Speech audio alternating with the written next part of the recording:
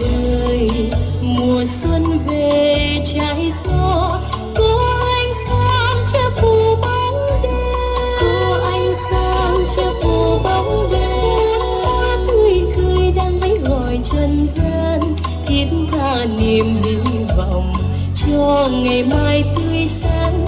Sáng tình thương, sáng tình thương, sáng tình thương, sáng tình thương.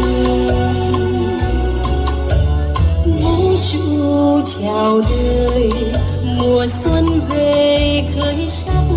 Nắng đã vô cho rừng lá xanh, nắng đã vô cho rừng lá xanh. Có bước chân người đi hái lộc trường sinh, bước chân người trải rộng trên từng trang sử mới.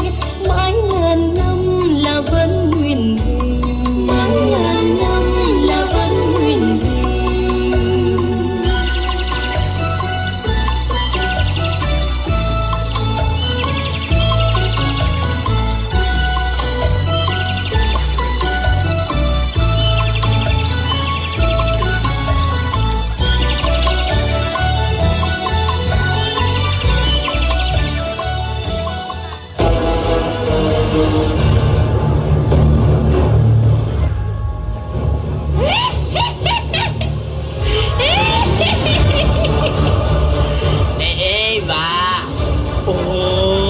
Cô nàng thật là đẹp, một gương mặt thật là mỹ miều. Cái vườn địa đàng của cô nó thật là tuyệt đẹp. Cây nào nó cũng xanh, trái nào nó cũng ngọt. Ôi, còn riêng về cái cây này, ôi trái chín đỏ mọng, thật là sai trái. Ê bà ơi, cái cây này mà loại cây gì mà tôi mới có hửi qua. Nó thơm, thiệt là thơm, mà ăn vào chắc ngon lắm phải không cô? Ồ không, chúng tôi không được phép ăn trái cây này. Thì làm sao mà tôi biết ngon hay là dở? Tại sao? Tại sao vậy? Tại sao lại không được phép ăn?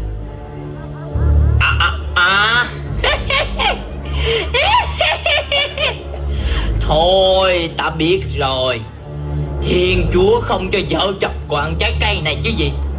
Eva ơi là Eva, cô thật là khờ khạo.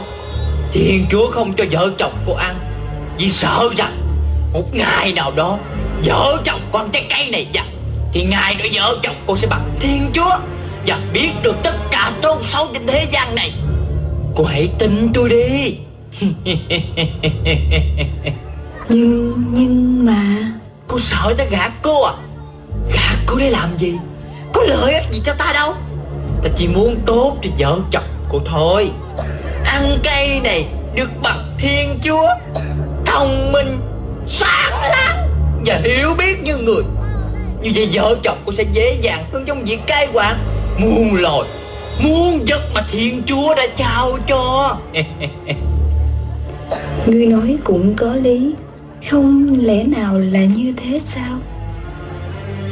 Thì ra là thế. Hay mình hái một trái ăn thử xem sao. Chắc Thiên Chúa cũng không thấy đâu.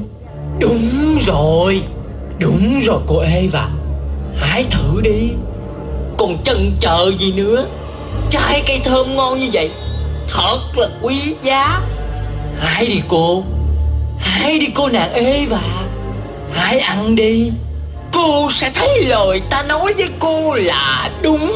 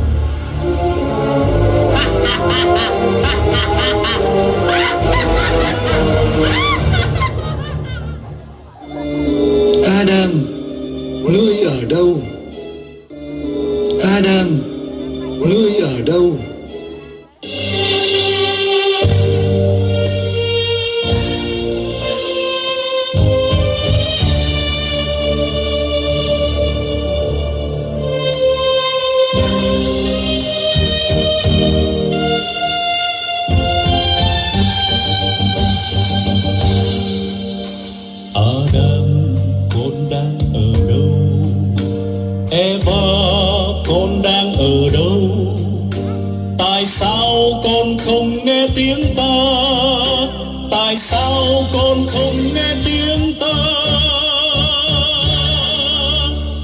Vâng, con đã nghe lời Chúa. Vâng, con đã nghe tiếng Chúa. Nhưng vì có mọi thề nên không dám ra trước nhan Ngài. Adam, con đang ở đâu? Eva, sao con lặng im? Chiều nay con không ra đón ta, cùng nhau ta phiêu du khắp nơi. Vâng, con đã nghe lời Chúa. Vâng, con đã nghe tiếng Chúa. Nhưng vì có mọi thề nên không dám ra chúa nhan Ngài.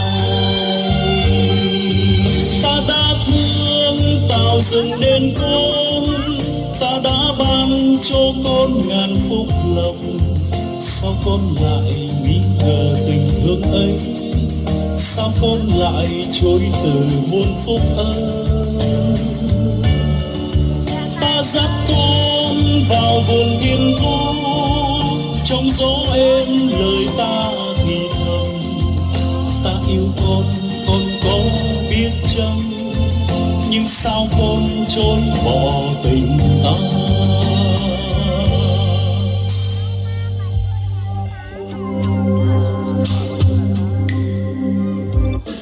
Đi đi Adam, đi đi Eva, hãy vĩnh viễn cút ra khỏi khu vườn của ta. Ngươi sẽ phải cực nhọc mọi ngày trong đời ngươi mới kiếm được miếng ăn từ đất mà ra. Muốn có bánh ăn thì ngươi phải vất vả cực nhọc làm lụng đổ mồ hôi cho tới khi ngươi trở về với bụi đất. Ngươi là bụi đất và sẽ trở về với bụi đất.